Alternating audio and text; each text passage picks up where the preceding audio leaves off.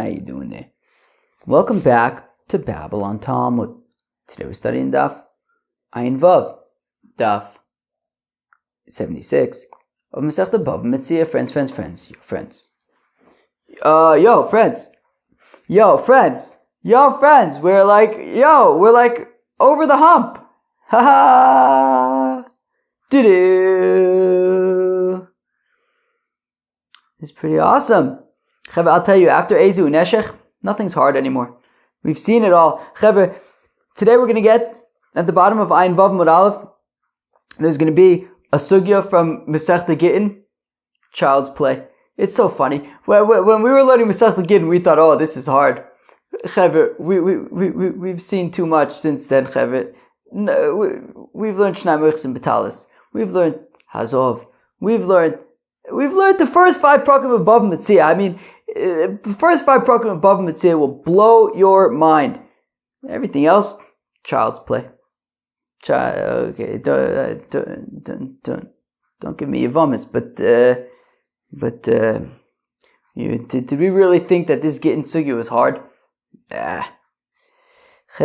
We're like, it feels like we're like. I don't know. I don't want to say it, but we've got like we've got this. I don't know what the phrase is, but we're like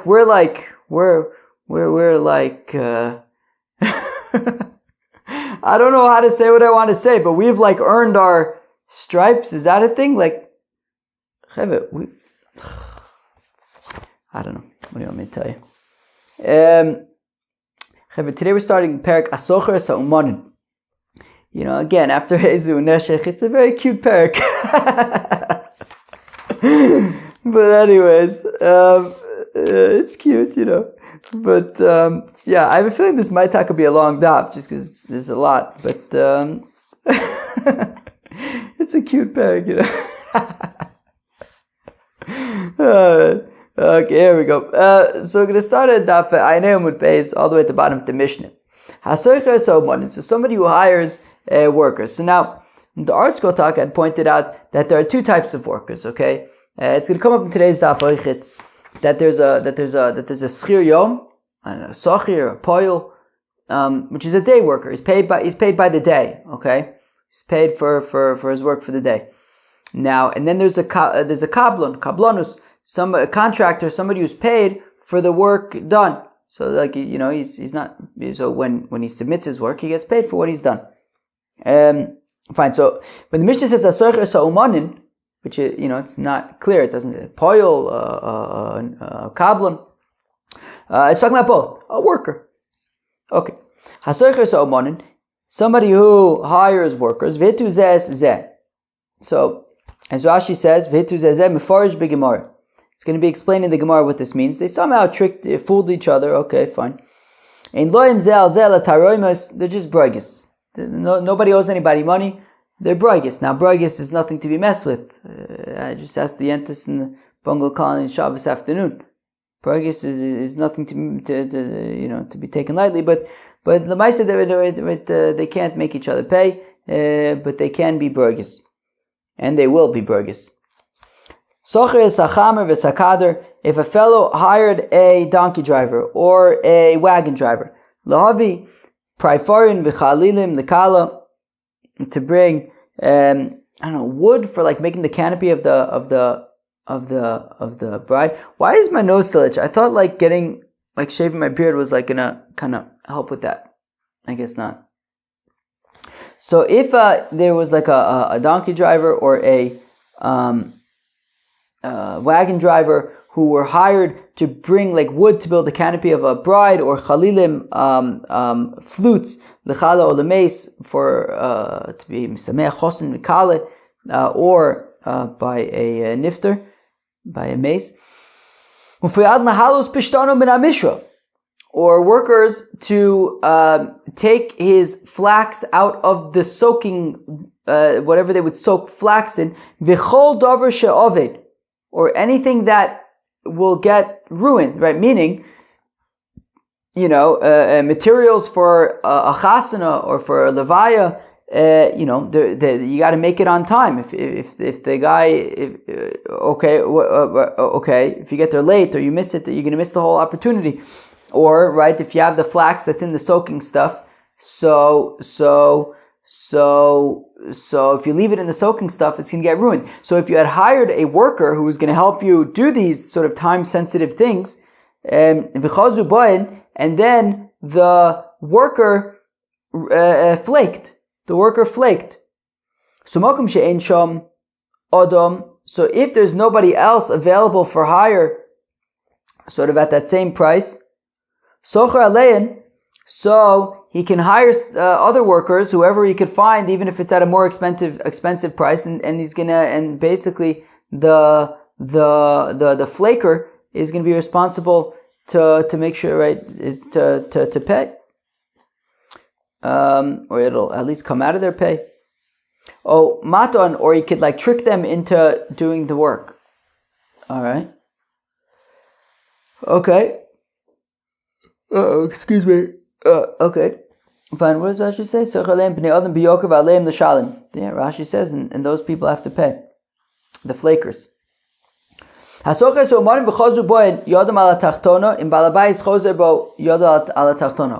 if this stuff is going to be explained more in the Gemara, but be'etzem, if a person hires workers to do some work for him, and then halfway through they flake, okay?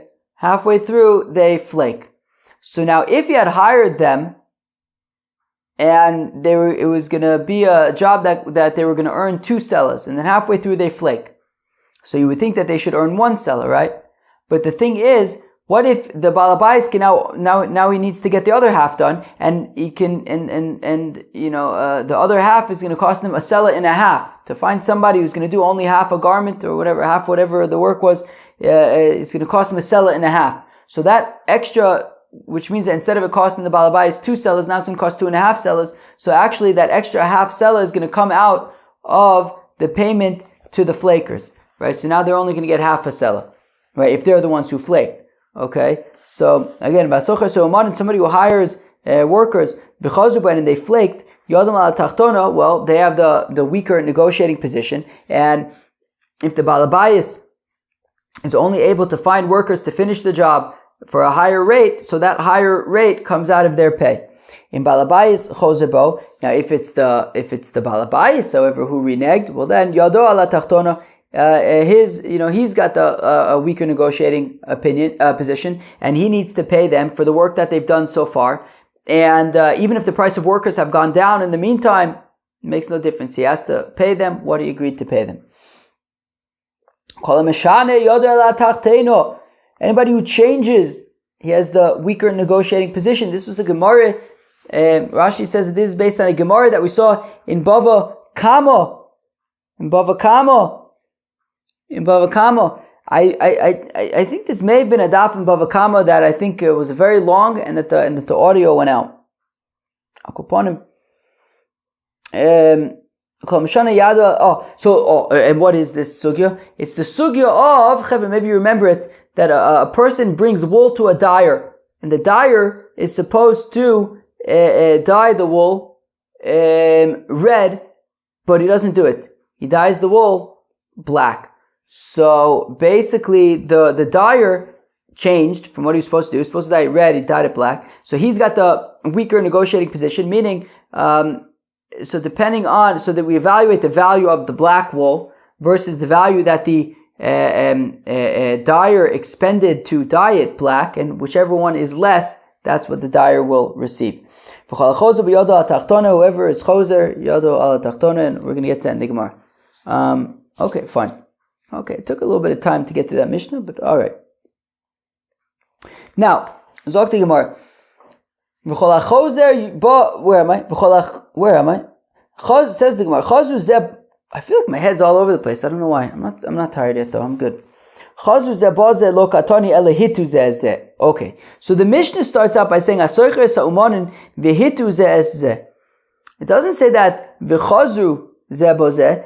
Right, so the chazru that they reneged would imply between the balabayis and the uman. Okay, between the hirer and the worker. But it doesn't say chazu zebazis, so it's not talking about between the balabayis and the poil and the worker. Elihitu zeh da'atu payalam adode. Says that they fooled each other. It's actually talking about the workers fooled each other. I mean, how did the workers fool each other? Well, the balabayis had said to one of the workers, and this worker is essentially becoming the middleman. He's like a contractor. Seems like a balabayis says to a contractor, and then the contractor then goes and contracts other people. So anyways, so he says to this middleman, so the balabayis says to the middleman, Zil oiger li payalim, go out and find for me workers. I need workers. Go and hire for me workers. V'azal iu vat inu.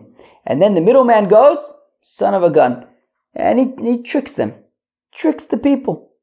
Hey chidami, how so? So if the balabayis had said, go and hire me workers, I'm willing to pay 4 zuz per day. And sure enough, he goes and he tells them that I'm hiring, the pay is going to be 3 zuz a day. Where's that extra zuz going? Taromes my avitzte sover v'kabel. But then, right, the Mishnah says, right, in loim ze al ze ela taromes.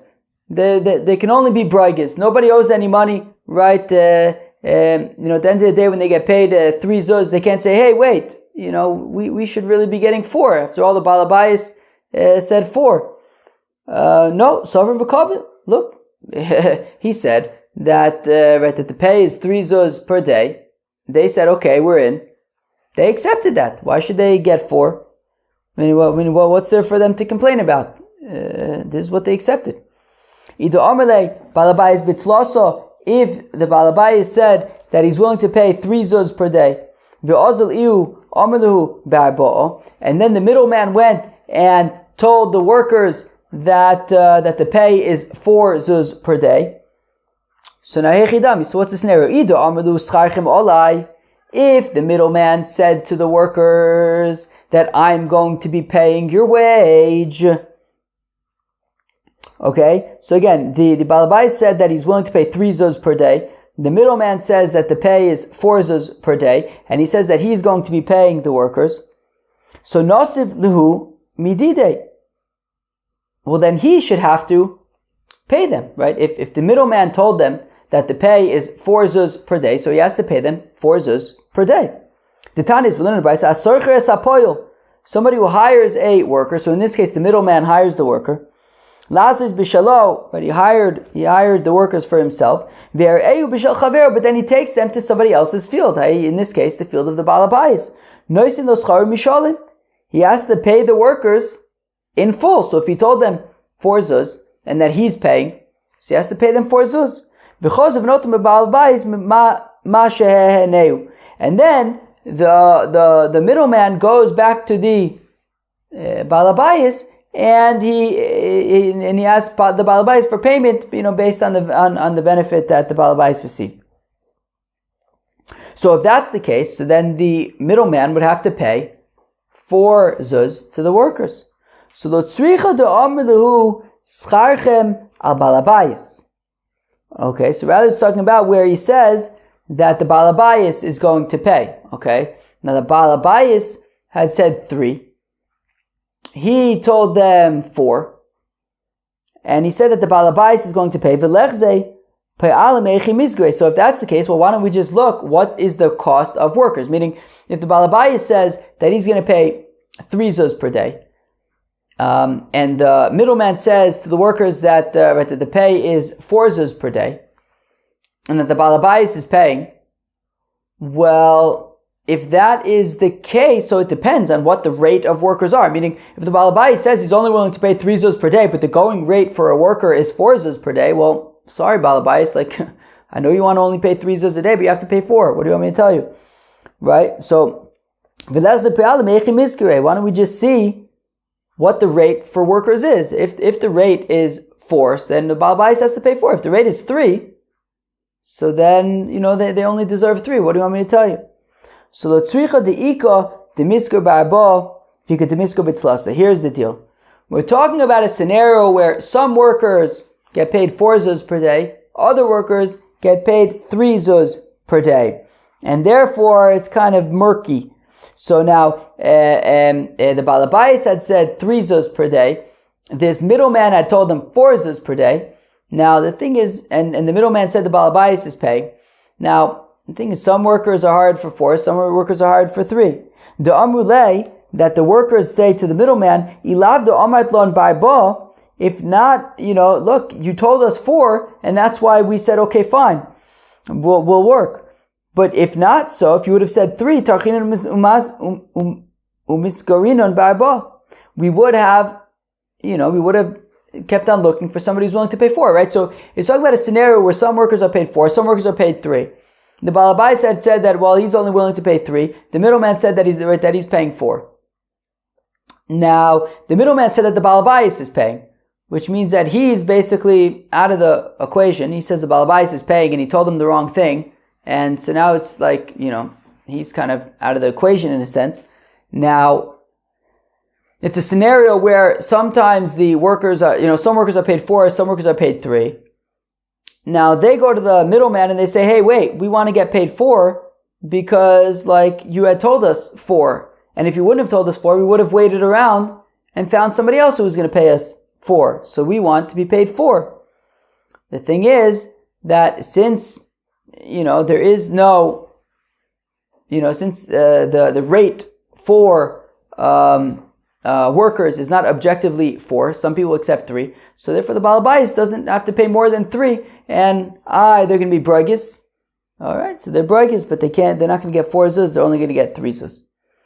Ibai Sema, alternatively, Hacha b'Baal Bayis oskinon.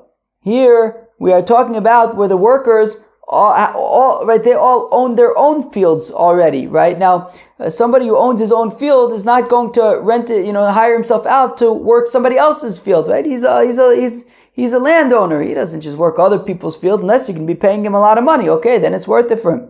So they say to the middleman, Ilav do amrat lan ba'ba. Look, if not for, we were expecting 4. For 3 zuz, pasnish. We're not going to work for 3 zuz. You told us 4, so right. So ilav do amrat lan ba'ba. If not for the fact that you told us that you're paying 4 per day, havazilaban mil salazgure.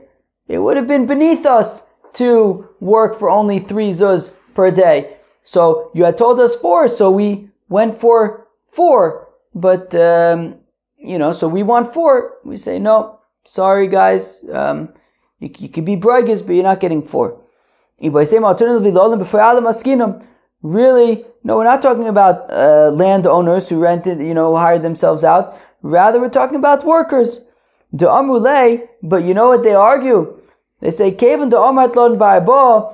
Well, look, granted that sure, the rate of workers is 3, but when you told us 4, tachin vavdinon loch avita shapirto.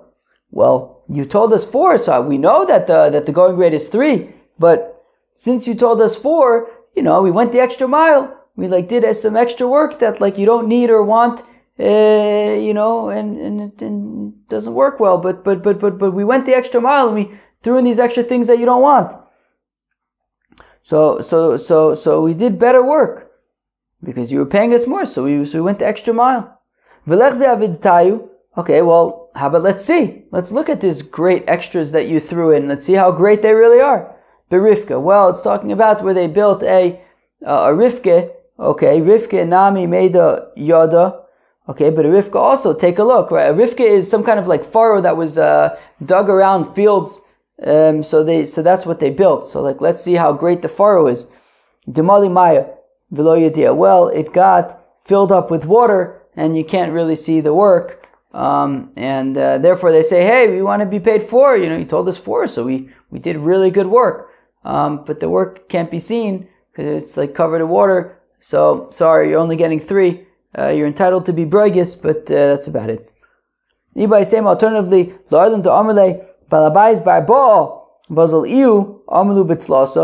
No, so actually it's talking about a scenario where the Balabai says that he's paying 4 zuz per day, and then the middleman went and said he's paying that the pay is 3 zuz per day.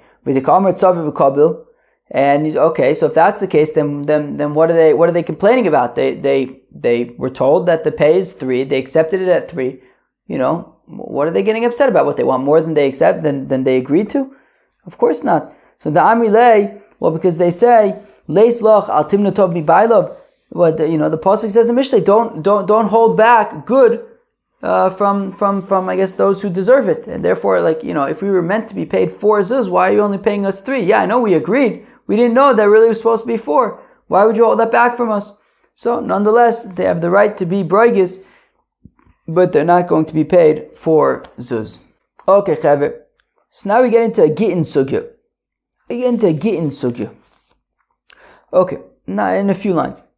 Pshito I Omar le balabayis bitzlosov ozal iu Omar lu barbo. Okay, so certainly if the balabayis had said that he's paying 3 zuz per day, ozal iu Omar lu barbo, and the middleman says to the workers that the pay is 4 zuz per day, ve'amre le Kimosha Omer Balabayis, and they say whatever the Balabayis says, Datayu A'iluya. Okay, so obviously, the Balabayis said 3. The middleman said 4. They said whatever the Balabayis says. So obviously they weren't saying look, if the Balabayis says 3, then we'll take less than you're offering. No, obviously they assumed if the Balabayis says more, then we want that. Or alternatively, we trust that you're saying that what you're saying is what the Balabayis actually said. But in that scenario,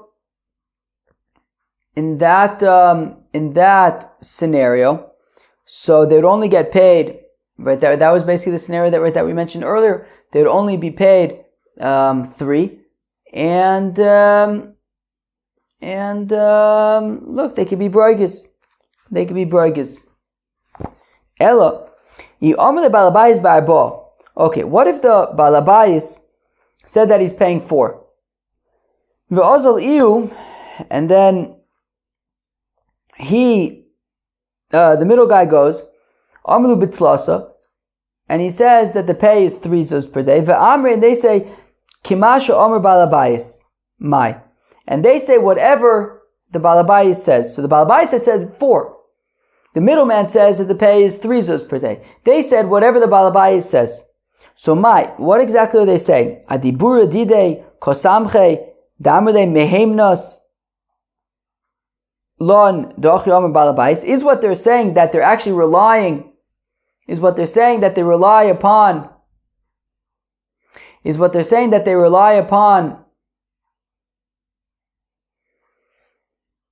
Is what they're saying that they rely upon the middleman, right? So meaning the balabais said 4, the middleman said 3. Is what they're saying is okay. We trust that you're saying what the Balabai, right? We trust that, right? That you're saying what the Balabai actually said, which is 3, and i.e., yes, we'll work for 3. Or perhaps Adibur the Balabai kosamche. Maybe we'll say whatever the Balabai said, and in this case, the Balabai said 4.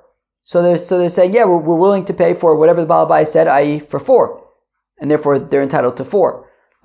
So when they say whatever the Balabai says, right? Does that mean that that they're trusting that the middleman is saying what the Balabai said, meaning they're trusting the middleman, and the middleman said 3? Or is it that they're saying, no, whatever the Balabai said, i.e., in this case the Balabai said 4, so they're only going to work for 4. So then what happens? So who is it? Are they basically relying on the Balabai or on the middleman? Toshma, here we go. Here comes the Gittin Sugya. Have li giti v'ishtecha omra hiskaba li giti v'omer heilach kima she'omra. Omer Rav Nachman, Rav Barvua, Omer Rav afilu yigiget liyoda ein megoreshes. Shmas mina dibur didei kasomich disagadati chla dibur dido kasomich mechimoti gita liyoda miyatigarish. Period. Do. Chaver, it's easy. It's walking. It's child's play. Gittin. Anyways. So what's this talking about? It's talking about a scenario where you have a husband and wife who are getting divorced. My chevra, this is like, This feels like 1,000 years ago we were learning Masechta Gittin. No, we thought it was hard. We're like, yeah, we've seen a lot. We've seen Bava Kama, 75 pages of BavaMetzia, child's play. Anyways, so you have a husband and wife, they're getting divorced, and the wife says to a messenger, go and bring me my get. She doesn't say go and receive my get for it. She's not making him a shaliach the Kabbalah. She's not saying go and receive my get for me. She says go and bring me back my get. Now the shaliach shows up to the husband, and he says, I have come to receive the get on behalf of your wife. Now that's not what she said. She had sent him to bring back the get to her. But he comes and he says, I've come to receive the get. And we're saying that if the husband gives it to the shaliach and says whatever she said, so it says Rav Nachman Rab Baru Amarab, that she's not divorced. She's not divorced. So here's the thing. If when the husband says whatever my wife said, whatever she said, well, she had said bring me the get. So essentially what the husband is doing is he's giving the get to the shaliach and saying bring her the get. Well, then the husband is basically making the shaliach his shaliach to bring her the get. So then when the shaliach brings the get to her, she should be divorced. But Rav Nachman and Rav Baru Amarav is saying she's not divorced.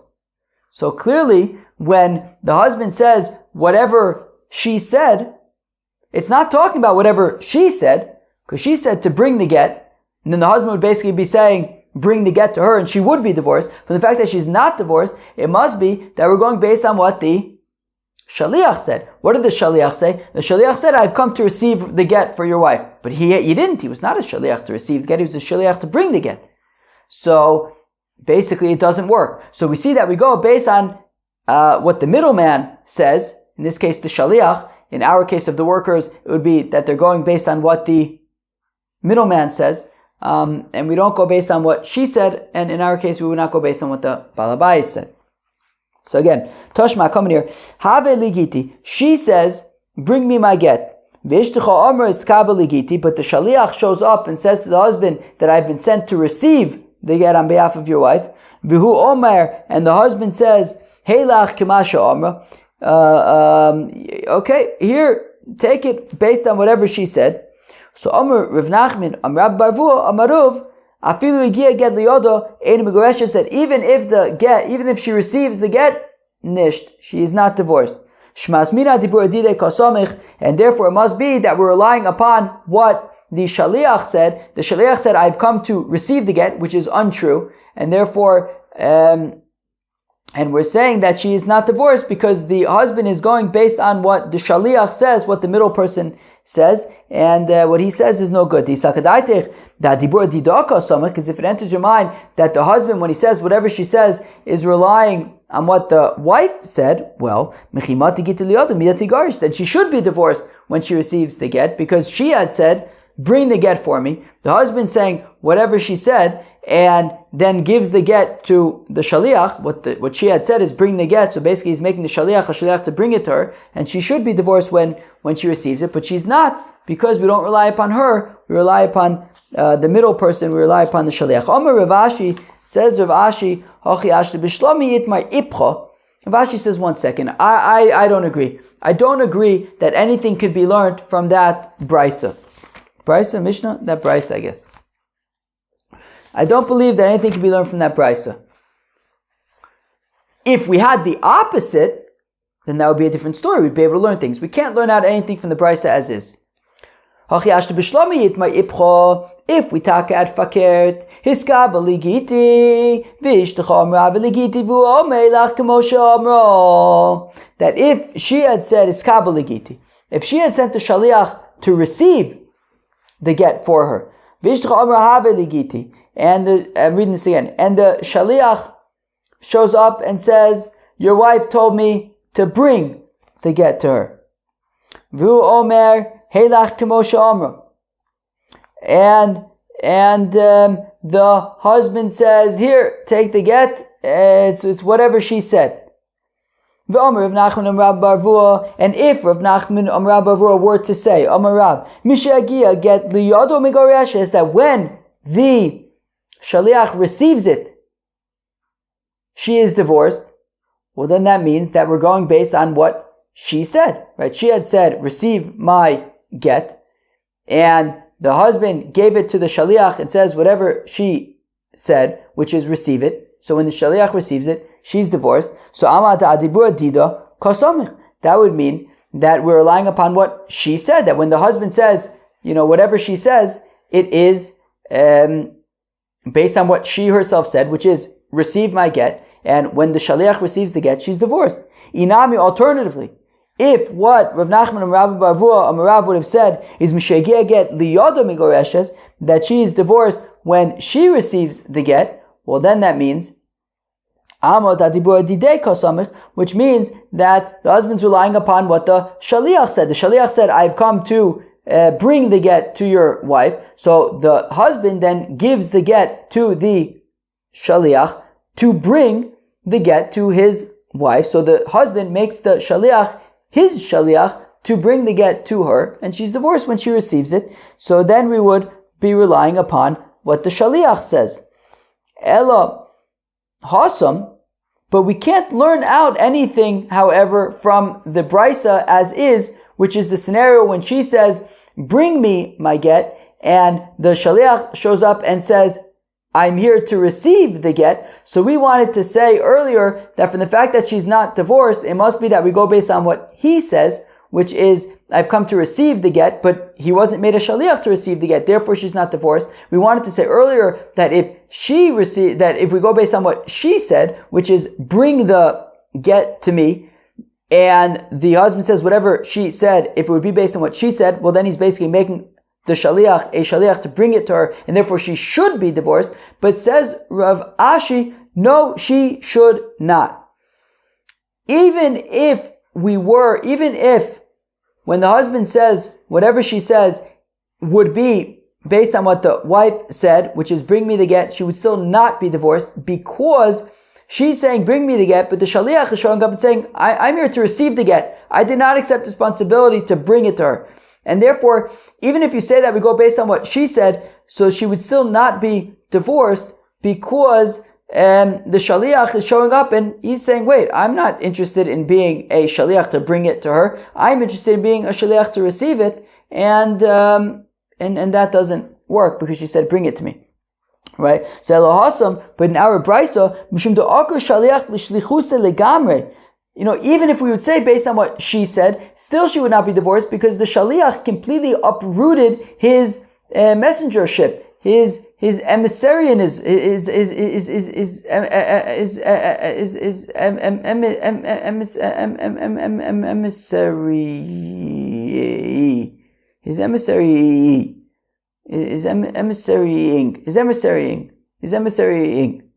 emissarying. So he's basically ruining his emissarying, because she had made him an emissary to bring it to him, but he says, whoa, I'm here to receive it. So he's basically saying, I'm not being a shaliach to bring it to her, and therefore, even if we go based on what she says, and we bring it to her, and the shaliach ends up bringing it to her, no, it won't work, because the shaliach completely uprooted the emissarying. And the Omar le Shaliach the Kabbalah Avena the Locha Lo Avena, because the Shaliach says, wait, I'm a Shaliach to receive it. I don't know about this bringing it back to her stuff. So therefore, it is inconclusive according to Rav Ashi from this brisa to say whether when the husband says whatever she says, whether it's based on the shaliach, based on what the shaliach says or based on what she says. And therefore also in our case, when the balabai said something to the middleman and they said whatever the balabai says, is it based on what the middleman says? Is it based on what the balabai says? I think it seems that it's inconclusive. Alright. Where are we?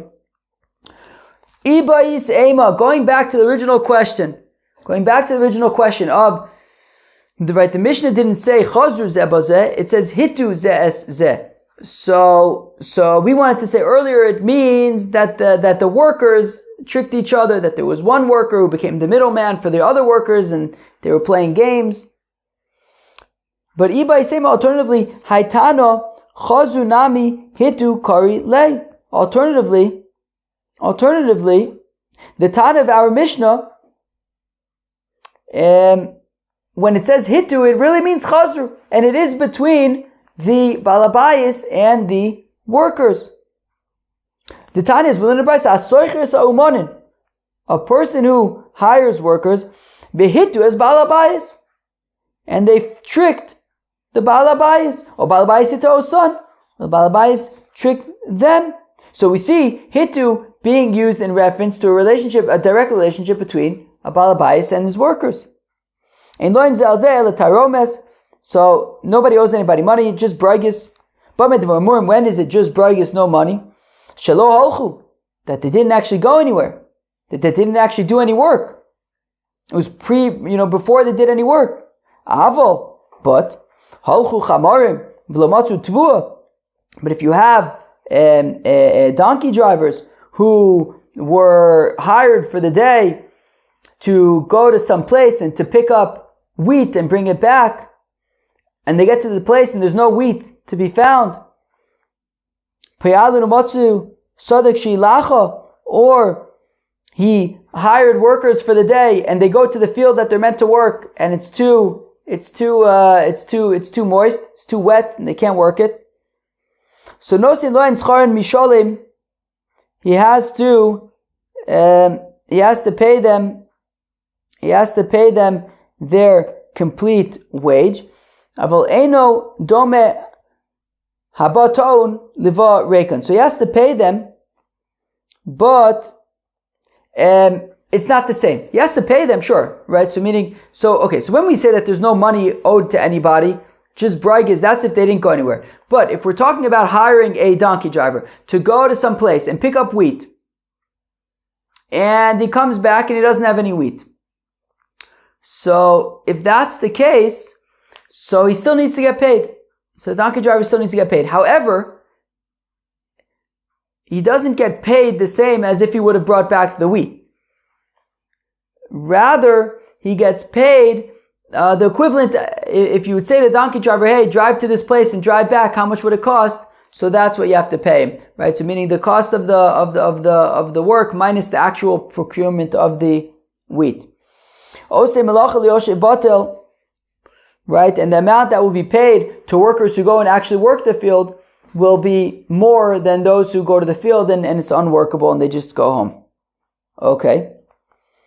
Alternatively, if we're not talking about day workers, but instead we're talking about contractors who are contracted to work on a specific thing, as we're going to see in a minute, for example, to harvest some grain or to weave a garment, okay? So when it comes to a contractor, when do we say that nobody owes anybody money, just bragis? If they haven't yet doing the contract work, if they haven't yet started doing the contract work, but if they already started doing the contract work, well then we have to take into account how much they have. We have to evaluate how much they have already done. Ketzad, how so? Kiblu kama liktzor b'shnei sloyim. If the workers were hired to harvest wheat, and their payment would be 2 selas, 8 dinars. Kotzru, and dinar is the same as a zuz, so 8 zuzes. Kotzru chetzia, venichu chetzia. So if they harvested half and left half, so they only got through half of the work and then they flaked. Beged larog b'shnei sloyim, or a garment to weave for 2 selas for 8 dinars.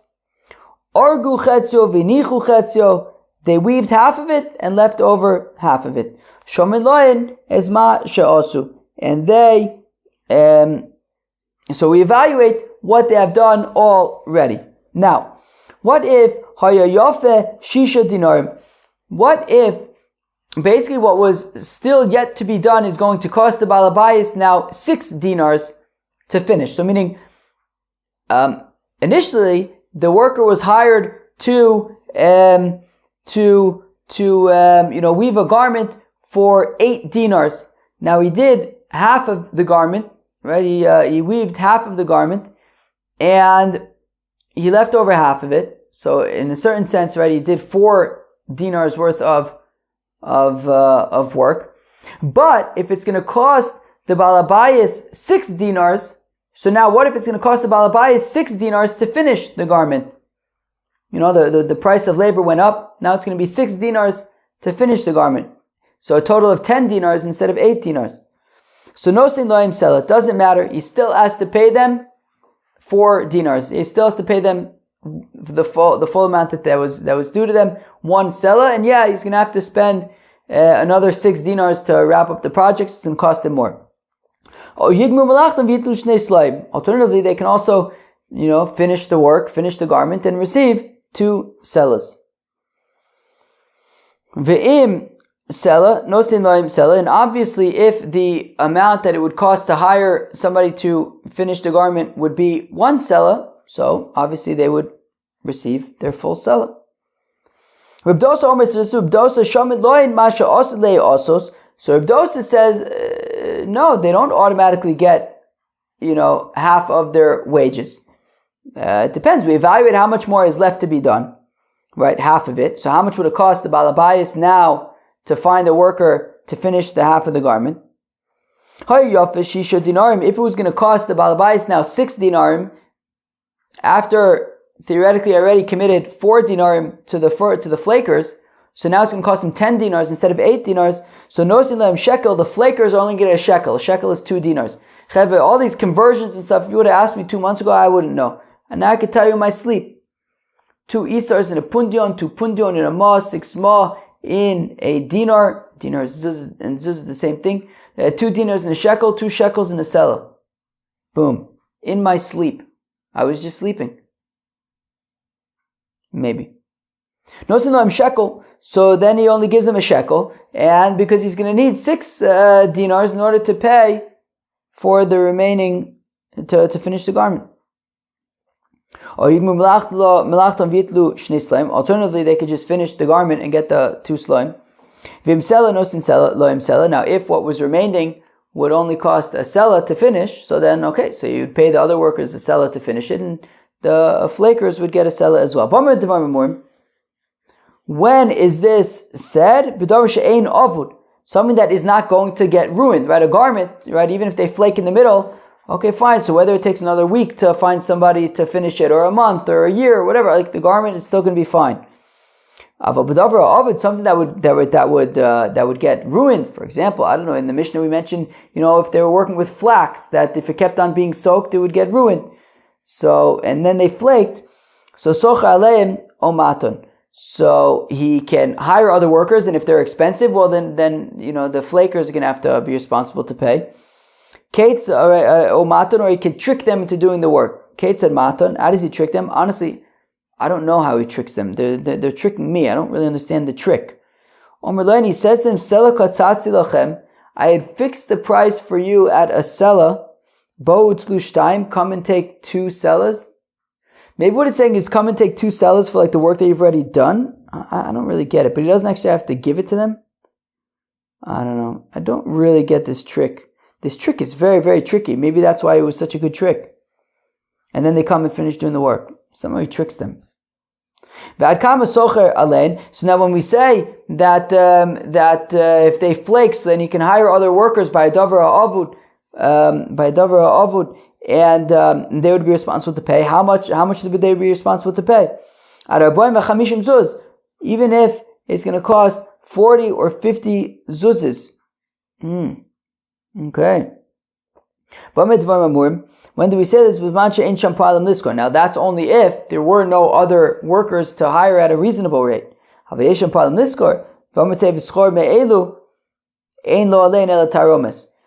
if there were other workers for a more affordable price, and the flaker said, "Hey, why don't you hire workers at the affordable price?" Well, then he's going to have to do that, and You can be braggers with them, but that's about it.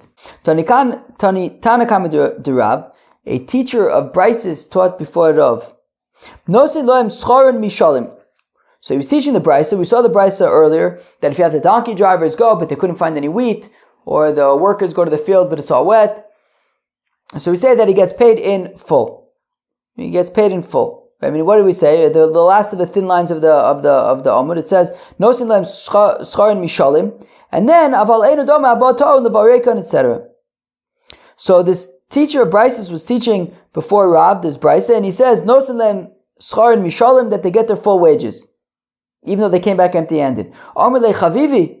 So Rav says to this teacher of Brises, Chavivi Omar, my uncle Rimchia said, Ilu ona avoy lo avoy yivno len ele kefoil bottle, that I would have only paid them the amount of like a poil bottle, a worker who's not doing the work. But in this case, I think it means basically if the amount that like a donkey driver would take to go there and back without picking up wheat.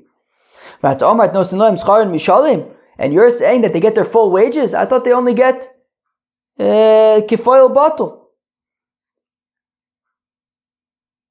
So wait, 1 second. Why is Rav getting so excited? In that very brisa, if you just keep on going weiter, mamish right after, it says Va'ala katani eno dome abba ta'un la'abba reikon osum lochel yoshev v'vata. What do you mean? The brisa, it says, if you just keep on going weiter in that brisa, it says right after that yeah, but there is a distinction between a donkey driver that comes back without anything and versus if he comes back with stuff, or a worker who is unable to work the field versus a worker who can work the field. So we see that, yeah, in this case, they wouldn't get their full wages. They would get paid like somebody who didn't do their full work. Lo saimu akame, well, yeah, the teacher hadn't finished the brisa, which is why Rav kind of asked that question. Those who say saimu akame, that the teacher did actually finish the brisa. And this is what Rav says. Chavivi Omar, my uncle Rabchi says, if I was at Lo Avoy le klal, I wouldn't have given them anything. I wouldn't have given the donkey driver anything. And you're saying that they get paid like a poil bottle? But Rabchi, what about the brisa which Taka says that they would get paid like a poil bottle? Lo kash, it's no problem. It depends. If they had gone and looked at the land the night before, so I guess this would be the scenario of the workers who are going to the land and it turns out it's wet. If they had gone and surveyed the land the night before and didn't realize that like it was wet, well, sorry, it's their fault, and they're not gonna get paid. If they didn't go to the land the night before, and they had no way of knowing that it was going to be wet, and yeah, they're entitled to get paid kifoil bottle. Like Rava says, if somebody hired workers to build this furrow around the field, and then it rained and the whole field got filled up with water and they couldn't dig anything. If they had already surveyed if the balabais had surveyed with the payalim the field the night before, well then they should have realized that